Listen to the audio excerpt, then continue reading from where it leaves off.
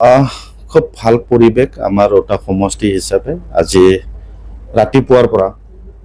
আমাৰ UPPL দলৰ নীতি আদৰ্শ ভাল পায়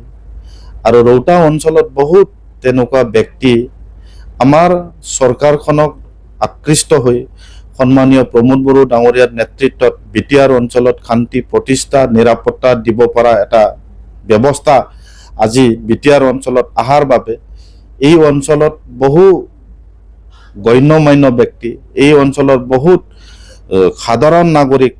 UPPLক সমৰ্থন দিবলৈ প্ৰমোদ বড়ো ডাঙৰীয়াৰ হাত মজবুত কৰিবলৈ আজি ৰাইজ ওলাই আহিছে। গতিকে UPPL চৰকাৰৰ লগত থাকিবৰ কাৰণে আজি সদায়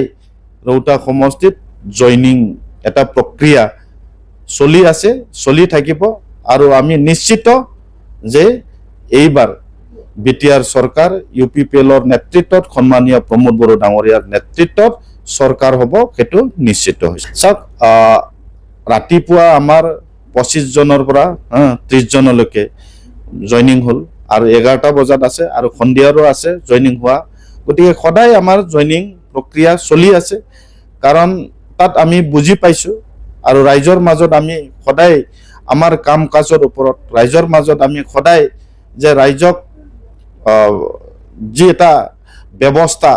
ৰাইজৰ প্ৰতি যি এটা আমাৰ কাম কাজ সেই কাম কাজ আকৃষ্ট হৈ সঁচাকৈ ৰাইজ এতিয়া দলে বলে ওলাই আহিছে। বিভিন্ন দল সংগঠনত থকা ব্যক্তিসকলো আমাৰ দলত যোগদান কৰিছে। আজি বিশেষভাৱে BPF দলৰ পৰা যিসকলে যোৱাবাৰ BPFত আছিল,